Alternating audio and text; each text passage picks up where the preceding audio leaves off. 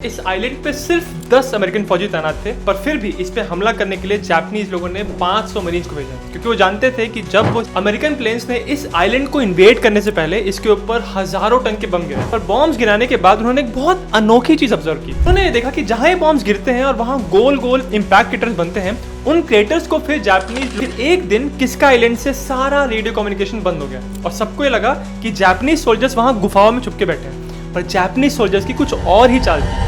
वो वहां गुफाओं से निकल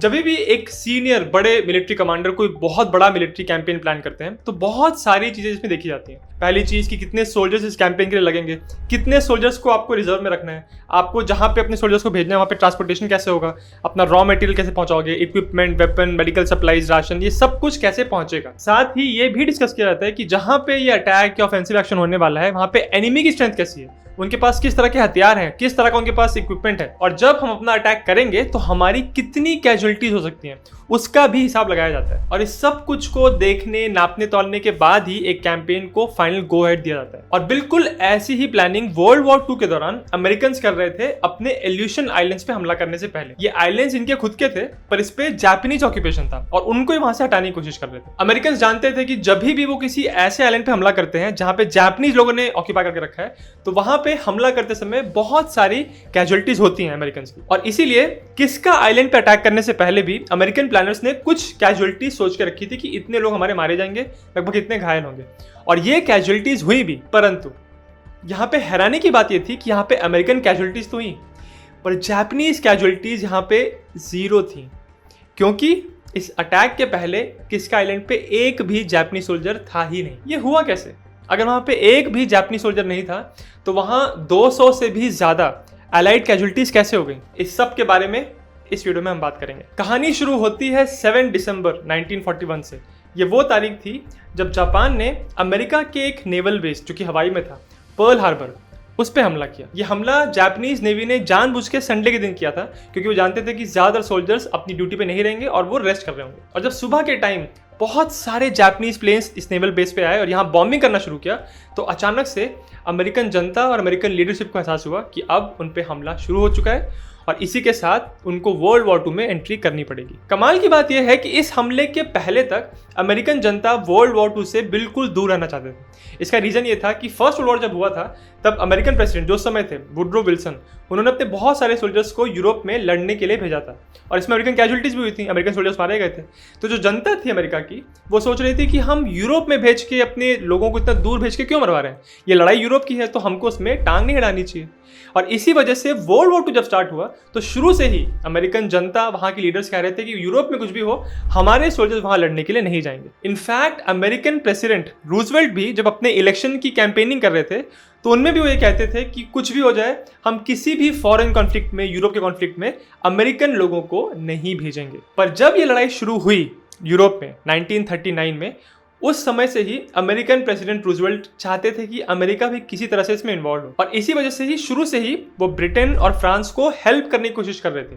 पहले वो वेपन्स, कुछ सामान, रॉ मटेरियल्स भेज रहे थे और उसके बाद धीरे धीरे उन्होंने अपना हेल्प करने का जो पूरा मैग्नीट्यूड है उसको बढ़ाना शुरू कर दिया। पर जब 1941 के दिसंबर में पर्ल हार्बर पे हमला कर दिया जापान ने, तो अमेरिका अब पूरी तरह इस वॉर में उतर गया और सारे जो एलाइज थे, ब्रिटेन, फ्रांस, सोवियत यूनियन और अमेरिका, ये एक साथ मिलकर जर्मनी, इटली और जापान, इन 3 मेन कंट्री से लड़ने लगे। ये तो मैंने आपको बिल्कुल हल्का सा बैकग्राउंड दे दिया। अब हम बात करते हैं उस आइलैंड की लड़ाई की जहां पे अमेरिकन फोर्सेस के साथ इतना बड़ा डिजास्टर हुआ था। इस आइलैंड का नाम था किस्का आइलैंड और ये एल्यूशन आइलैंड्स की जो चेन है उसमें से एक है। इन आइलैंड्स की जो पूरी चेन बनती है, ये अलास्का मेनलैंड से लेके बेरिंग सी के बिल्कुल वेस्टर्न एज तक फैली हुई है। अब क्योंकि एक आइलैंड है और इतने नॉर्थ में है, तो यहाँ पे हर समय ठंडी रहती है और जमीन के ऊपर हर समय धुंध रहती है। ये कहना गलत नहीं होगा कि यहाँ पे अगर आपको इंसानों को रखना है तो उनको बहुत ही मुश्किल कंडीशंस में रहना पड़ेगा। इन एरियाज में ठंडी के मौसम में जो भी रह रहा है उसको बहुत ही इनहॉस्पिटेबल, बहुत मुश्किल कंडीशंस में रहना पड़ता था और इसीलिए यहाँ पे ज्यादातर लोग रहते ही नहीं थे। पर फिर भी जापान ने इन आइलैंड्स पे हमला किया। उसका रीजन ये था क्योंकि वो जानते थे कि वही आइलैंड्स की चेन है जो वेस्टर्न हेमिस्फीयर को ईस्टर्न हेमिस्फीयर से जोड़ते हैं, और जो जापान का खुद का मेन होम आइलैंड्स हैं उसके ईस्ट में यही एक आइलैंड्स की चेन है जो अमेरिका के नजदीक है। तो जापानीज लीडर्स ये सोच रहे थे कि अगर अब पर्ल हार्बर के हमले के बाद अगर अमेरिकन ने डायरेक्टली जापानीज होम आइलैंड्स पे हमला करने की कोशिश की तो वो इन्हीं आइलैंड्स को यूज करेंगे। तो इसी वजह से हम पहले ही इन आइलैंड्स को ऑक्यूपाई कर लेते हैं ताकि कोई भी एरियल अटैक या नेवल अटैक अमेरिका से निकल के जापानीज होम आइलैंड्स की तरफ जाने की कोशिश करता है तो इनको पहले से ही पता चल जाएगा। ये वही बात होती है कि आप अपने घर से कुछ दूर एक गेट बना लेते हो और वहां पे अगर चौकीदार रहता है तो आपको इन्फॉर्म कर देता है अगर कुछ होने वाला है तो। सिमिलरली जापानीज होम आइलैंड्स के लिए ये जो इल्यूशन आइलैंड्स थे वो एक तरह का गेट का काम कर रहे थे कि कोई भी अगर अटैक आता है अमेरिकन का तो वो इनको पहले इन्फॉर्म कर दें। जापानीज नेवी के कंबाइंड फ्लीट के कमांडर एडमिरल इसोरोकु यामामोतो ने एक प्लान बनाया था।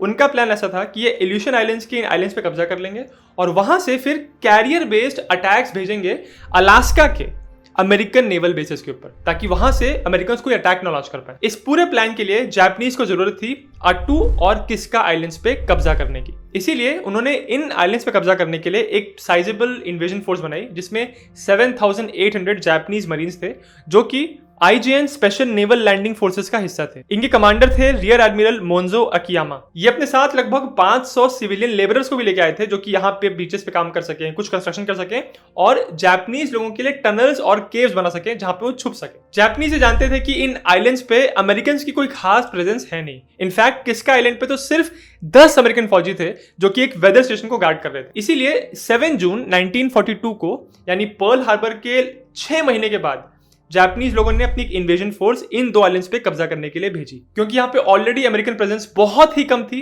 तो जापानीज लोगों ने बहुत आसानी से इन आइलैंड्स पे कब्जा कर लिया। और आप सोच के देखिए कि 6 महीने पहले उन्होंने पर्ल हार्बर पे हमला किया था और ये अमेरिकन जनता के लिए एक बहुत बड़ा झटका था कि उनके घर पे किसी ने हमला किया है। और उसके 6 महीने के बाद अलास्का के पास जो अमेरिकन आइलैंड्स थे उन पे अब जापानीज लोगों ने कब्जा कर लिया था। तो अब इमेजिन कर सकते हैं कि अमेरिकन जनता का जो मोराल था वो कितना हिट लिया होगा उसने इस घटना के बाद। उनको लगने लगा था कि अब उनके देश के ऊपर, उनकी मेन लैंड के ऊपर भी हमला पॉसिबल है।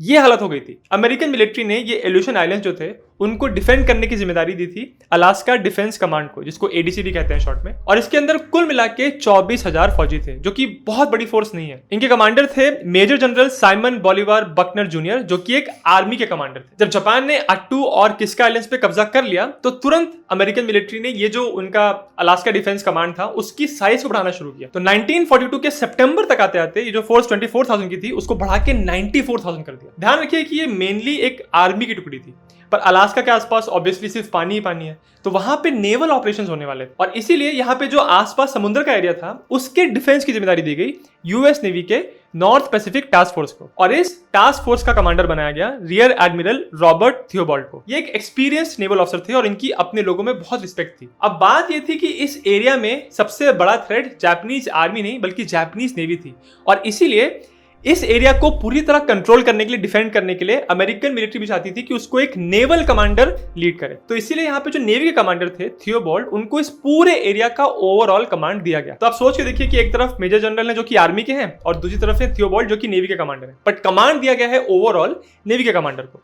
और इसी वजह से इन दोनों के बीच में बहुत टेंशन थी और इसका रीजन ये भी था कि जो दोनों ऑफिसर्स थे इनकी पर्सनालिटीज बहुत अलग। मेजर जनरल बकनर जूनियर एक बहुत ही एग्रेसिव और एक्शन ओरिएंटेड कमांडर थे। उनको चाहिए था कि एक्शन होना चाहिए, हमको हमेशा एग्रेसिव रहना चाहिए। दूसरी तरफ जो थियोबॉल्ट थे वो बहुत सोच के फैसला करते थे और बहुत समय लेते थे कोई एक्शन करने के लिए और इसी वजह से आपस में इनमें अच्छा कोऑर्डिनेशन नहीं हो पा रहा था। और साथ ही साथ बकनर जूनियर को यह भी लग रहा था कि थियोबॉल्ट के पास ओवरऑल कमांड है तो सारी जो इंटेलिजेंस है, सारी इंफॉर्मेशन उन्हीं को मिल रही है और वो बस कुछ इंफॉर्मेशन मुझे दे रहे हैं, सब कुछ मुझे पता ही नहीं चल रहा। इसी सबको देखते हुए दिसंबर 1942 में अमेरिकन लीडरशिप ने थियोबॉल्ट को यहां से निकाल दिया और उनको रिप्लेस किया रियर एडमिरल थॉमस सी किनकेड ने, जो कि एक ज्यादा एग्रेसिव और डिसाइसिव लीडर थे। किनकेड का पहला मेजर डिसीजन था कि किस्का और अट्टू आइलैंड्स के अराउंड नेवल ब्लॉकेड लगाना ताकि जो जापानीज ट्रूप्स इन आइलैंड्स पे हैं उनको सप्लाई करने के लिए कोई जापानीज शिप्स आसानी से ना आ सके। इन दोनों आइलैंड्स में किस्का आइलैंड ज्यादा स्ट्रेटेजिकली इंपॉर्टेंट था, यहाँ पे ज्यादा जापानीज प्रेजेंस थी और यहाँ पे ज्यादा कंस्ट्रक्शन होकर रखा था। ऑन दी अदर हैंड जो अट्टू आइलैंड था वहां पे जापानीज फोर्स की प्रेजेंस कम थी और वो उतना स्ट्रेटेजिकली इंपॉर्टेंट भी नहीं था, पर क्योंकि यहाँ पे जापानीज फोर्स कम थी इसीलिए इन्होंने मिलकर डिसाइड किया कि पहले वो इसके ऊपर हमला करेंगे। और इसी वजह से अप्रैल 1, 1943 को जॉइंट चीफ्स ऑफ स्टाफ ने किनकेड के पिटीशन को अप्रूव कर दिया जिसमें वो अट्टू पर अटैक करना चाहते थे। इस मिलिट्री ऑपरेशन का नाम दिया गया ऑपरेशन लैंड क्रैब और इसको एग्जीक्यूट करने वाले थे मई 10, 1943 को। जब अट्टू आइलैंड पे अमेरिकन फोर्सेस लैंड की तो बीचेस पे उनको कोई भी जापानीज सोल्जर्स का सामना नहीं करना पड़ा, आसानी से वहां पे लैंड कर गए। पर जब वो इनलैंड मूव करना शुरू किया उन्होंने, तब बहुत ही भयंकर लड़ाई हुई और इसमें दोनों तरफ से बहुत हाई कैजुअलिटीज हुई थी। आप सोच के देखिए कि इस अटैक के पहले इस आइलैंड के ऊपर 2650 जापानीज सोल्जर्स थे, पर जब ये लड़ाई खत्म हुई अट्टू आइलैंड की तो यहाँ पे सिर्फ और सिर्फ 29 जापानीज सोल्जर्स बचे थे और उसमें से ज्यादातर ऑलरेडी बहुत बुरी तरह घायल थे। अमेरिकन को भी यहाँ पे 3400 से ज्यादा कैजुअलिटीज हुई जिसमें से 500 से ज्यादा KIAs थे यानी किल्ड इन एक्शन। तो इस तरह से अट्टू आइलैंड की लड़ाई पे अमेरिकन को जीत तो मिली, पर इसके साथ ही साथ उनको इस बात का भी टेस्ट मिला कि जब भी वो किसी ऐसे आइलैंड पे हमला करेंगे जिनको जापानीज लोगों ने ऑक्यूपाई करके रखा है तो अमेरिकन की बहुत हाई कैजुअलिटीज होंगी। और ये सब तब हो रहा था जब अट्टू आइलैंड पे उतने सोल्जर्स थे भी नहीं। जैसे मैंने आपको बताया था कि किस्का आइलैंड ज्यादा सोल्जर्स रख रहा था और वहां पे अट्टू आइलैंड से ऑलमोस्ट 4 टाइम ज्यादा यानी 10,000 की सेना लगभग किस्का आइलैंड पे थी। तो इसीलिए किस्का आइलैंड को इन्वेड करने से पहले अब अमेरिकन कमांडर्स बहुत सारी प्लानिंग कर रहे थे क्योंकि वो चाहते थे कि हम बहुत सारे रिसोर्सेज को लेके और एक बहुत बड़ी इन्वेजन फोर्स को लेके इस आइलैंड को इन्वेड करें। और इसीलिए किस्का आइलैंड के बारे में इंफॉर्मेशन निकालने के लिए उन्होंने बहुत सारा एरियल रिकॉनेसेंस किया, मतलब अपने प्लेन्स को भेज के उस आइलैंड के ऊपर से वो लोग फोटोज क्लिक करते थे कि यहाँ पे चल क्या रहा है। अब यहाँ पे इंटरेस्टिंग बात ये थी कि मौसम ऐसा होता था कि ज्यादातर यहाँ पे धुंध और कोहरा रहता था, जिसकी वजह से आप एरियल रिकॉनेसेंस कर रहे हो तो फोटोज आपको बहुत आसानी से मिलती नहीं थी और जो मिलती थी वो बहुत क्लियर नहीं होती थी। देखा जाए तो अमेरिकन भी अट्टू आइलैंड और किस्का आइलैंड पे इन्वेजन फोर्स भेजने से पहले बहुत समय पहले से ही एरियल रिकॉनेसेंस कर रहे थे और उनको वहां की फोटोज मिल रही थी। इन फोटोज को देख के ही अमेरिकन कमांडर्स को पता चला था कि किस्का आइलैंड पे बहुत सारी जापानीज फोर्स है और इसीलिए किनकेड चाहते थे कि वो एक बहुत बड़ी इन्वेजन फोर्स कुछ तैयार करें। और इसीलिए इस बार जो उन्होंने इन्वेजन फोर्स तैयार की उसकी संख्या थी 34,000, जिसमें से 5,800 कनेडियन सोल्जर्स भी थे। और इसीलिए जो इन्वेजन फोर्स बन रही थी ये अब अमेरिकन नहीं बल्कि एक एलाइड इन्वेजन फोर्स। जब से जापान ने इन आइलैंड्स को ऑक्यूपाई किया था यानी 1942 से, उस समय से ही अमेरिकन ने यहाँ पे बॉम्बिंग करना शुरू कर दिया था और तब से लेके जब तक उन्होंने इन्वेजन फोर्स भेजी तब तक उन्होंने हजारों टन के बॉम्ब ऑलरेडी गिरा दिए थे। पर अपनी इन्वेजन फोर्स को भेजने के जस्ट पहले उन्होंने अपना बॉम्बिंग कैंपेन बहुत ज्यादा इंटेंसिफाई कर दिया और इसीलिए अमेरिकन ने सिर्फ जुलाई के महीने में अपने प्लेन्स को भेज के लगभग 424 टन के बम गिराए और उसके बाद अमेरिकन नेवी के डिस्ट्रॉयर्स और बाकी शिप्स ने इस आइलैंड के ऊपर 320 टन से ज्यादा बम गिराए। इस सब के दौरान अमेरिकन प्लेन्स लगातार इस आइलैंड के ऊपर फ्लाई कर रहे थे और एरियल फोटोज ले रहे थे। परंतु लेट जुलाई में अमेरिकन प्लेन्स ने कुछ अजीब सी चीज ऑब्जर्व करना शुरू किया। पहली चीज वो ये देख रहे थे कि जब वो फ्लाई कर रहे हैं उस एरिया में तो जापानीज एंटी एयरक्राफ्ट गन से उन पे फायर नहीं आ रहा है, कोई उनके ऊपर फायर नहीं कर रहा है। उसके बाद उन्होंने देखा कि फोटोज में हमको बहुत कम एक्टिविटी इस आइलैंड पे नजर आ रही है। उसके बाद उन्होंने देखा कि फोटोज में जो इंपैक्ट क्रेटर्स दिख रहे हैं उनको रिपेयर नहीं किया जा रहा है। मतलब जब आप अपने प्लेन से बॉम्ब गिराते हो, जहां बॉम्ब गिरता है वहां पे गोल सा एक गड्ढा बन जाता है ना, उसको जापानीज लोग रिपेयर नहीं कर रहे थे। और ये जापानीज लोगों के लिए बहुत अजीब बात थी क्योंकि जापानीज लोग की ऐसी रेपुटेशन थी कि कहीं भी डैमेज हुआ, कुछ डिस्ट्रक्शन हुआ, उसको तुरंत लोग रिपेयर करते थे, पर ये यहाँ पे नहीं हो रहा था। तो ये सब देख के अमेरिकन इंटेलिजेंस थोड़ी कंफ्यूज हो रही थी कि यहाँ पे चल क्या रहा है। और उसके बाद 28 जुलाई 1943 में अमेरिकन कोड ब्रेकर्स ने देखा कि अब इस आइलैंड से जापानीज रेडियो कम्युनिकेशन खत्म, कोई भी कम्युनिकेशन यहां से नहीं हो रहा। ये बात उनको बहुत अजीब लगी और उन्होंने अपने कमांडर किनकेड को जाके बताया कि कुछ तो गड़बड़ है यहाँ पे, शायद से ये लोग निकल गए यहाँ से, अब कोई है नहीं यहाँ पे। पर तब किनकेड ने कहा कि जापानीज लोग ऐसा ही करते हैं, जब उनको पता रहता है कि हमारे पे एक बड़ा इन्वेजन आने वाला है तो लोग चुप हो जाते हैं, ये लोग अपनी गुफाओं में छुप जाते हैं और वेट करते हैं इन्वेजन फोर्सेस का बीचेस पे लैंड करने का। और ये एग्जैक्टली उन्होंने चीज की थी अट्टू आइलैंड की लड़ाई में। किनकेड ने कहा कि जब हमने अट्टू आइलैंड पे अपने फोर्सेस को लैंड किया था तब भी जापानीज फोर्सेस वहां पे नहीं थी, वो तो जब वो अंदर चलना शुरू किया तब जापानीज लोग ने निकल के हमला करना शुरू किया। और इसीलिए जो इंटेलिजेंस रिपोर्ट्स आ रही थी ऐसा लग रहा था कि जापानीज यहाँ पे नहीं है, उन रिपोर्ट्स को किनकेड ने इग्नोर किया और उन्होंने कहा कि हम अपना इन्वेजन फोर्स फुल फोर्स में भेजेंगे। और इस तरह से किस्का आइलैंड का जो इन्वेजन था उसका डी डे सेट किया गया 15 अगस्त साल 1943 को और यह हमला शुरू होने वाला था सुबह 6:30 बजे। प्लान कुछ ऐसा था कि यहाँ पे अमेरिकन और कैनेडियन फोर्सेस इस बीच के दो अलग अलग हिस्से पे लैंड करेंगी और फिर वो दोनों इनलैंड जाके आपस में लिंक अप करेंगी, कनेक्ट करेंगी। ये जो मनूवर होता है जब दो फोर्सेस को आप लैंड करा के बीच में कहीं मीट करते हो, इसको मिलिट्री की भाषा में पिंसर मूवमेंट कहते हैं। इसका फायदा ये होता है कि आप जब दो तरफ से लैंड करते हो तो दो तरफ आपके एनिमी कंफ्यूज होंगे, उनको दो तरफ अपने रिसोर्सेज लगाने पड़ेंगे और उसके बाद आप दोनों लिंक अप करके बीच में सारे अपने एनिमी को घेर सकते हो। वर्ल्ड वॉर 2 में स्पेशली ईस्टर्न फ्रंट पे बहुत बार जर्मन जनरल्स ने ऐसे ही पिंसर मूवमेंट कर करके सोवियत यूनियन की आर्मी को बहुत बार घेरा था। जब कनेडियन और अमेरिकन फोर्सेस ने यहाँ बीचेस पे लैंड करना शुरू किया तो उनकी लैंडिंग्स बिल्कुल अनअपोज्ड, बिल्कुल अनइवेंटफुल थी। किसी भी जापानीज सोल्जर ने उन पे हमला नहीं किया। पर ये उनके लिए नई बात नहीं थी। अट्टू आइलैंड पे भी यही हुआ था, वो आसानी से बीच पे लैंड कर गए। और फिर भी ये जो इन्वेजन फोर्स के फौजी थे वो बहुत बुरी तरह घबराए हुए थे कि अचानक से किसी गुफा से निकल के कोई हम पे हमला करेगा। पर मौसम बहुत खराब था, बहुत धुंध थी और ये इन्वेजन फोर्स यहाँ लैंड करने के बाद बीचेस पे उन्होंने अपने बीच हेड बना लिए, पर तब तक भी किसी जापानीज फोर्स ने उन पे हमला नहीं किया। उसके बाद रात हो गई और विजिबिलिटी ऑलमोस्ट एकदम खत्म हो गई और कहीं कहीं पे रैंडमली गन फायर की आवाज आ रही थी। मतलब शायद ऐसा लग रहा था कि कहीं पे जापानीज सोल्जर्स हैं जिन्होंने अमेरिकन या कैनेडियन सोल्जर्स को इंगेज किया हुआ है। पर जब सुबह हुई और ये जो इन्वेजन फोर्स बीचेस पे थी उन्होंने और इनलैंड मूव करना शुरू किया, तब उन्होंने धीरे धीरे देखा कि जहां पे भी इनके बंकर्स बने हुए हैं, गन पोजीशंस हैं, वहां पे गन्स को उन्होंने डिस्ट्रॉय कर दिया है। सारे जो बंकर्स हैं उनको तोड़ा हुआ है और कहीं पे भी कोई जापानीज प्रेजेंस नहीं है। और तब धीरे धीरे इनको एहसास हुआ कि अरे यहाँ पे तो एक भी जापानीज सोल्जर ही नहीं है। और ये जो गन फायर की आवाज आ रही थी वो फ्रेंडली फायर था। फ्रेंडली फायर इसलिए क्योंकि जैसे मैंने आपको बताया था कि कनेडियन और अमेरिकन फोर्सेस बीच के दो अलग अलग हिस्से पे लैंड की थी और ये आपस में आके आगे लिंक अप करने वाली थी। तो जब ये आगे बढ़ रही थी और फाइनली जब सोल्जर्स ने एक दूसरे को देखा, धुंध थी, तो इनको लगा कि ये एनिमी है, ये जापानीज है और इन दोनों ने एक दूसरे पे फायरिंग की और इसी वजह से फ्रेंडली फायर में बहुत सारे लोग यहाँ मारे गए। बाद में पता चली कि जापानीज लीडर्स ने मई के महीने में ही इस आइलैंड को इवैक्यूएट करने का ऑर्डर दे दिया था और जापानीज सोल्जर्स पहले सबमरीन से रात के अंधेरे में, उसके बाद शिप से यहाँ से धीरे धीरे निकलने लगे थे। और 28 जुलाई 1943 को वो आखिरी दिन था जब लास्ट जापानीज सोल्जर यहाँ से निकल गया था।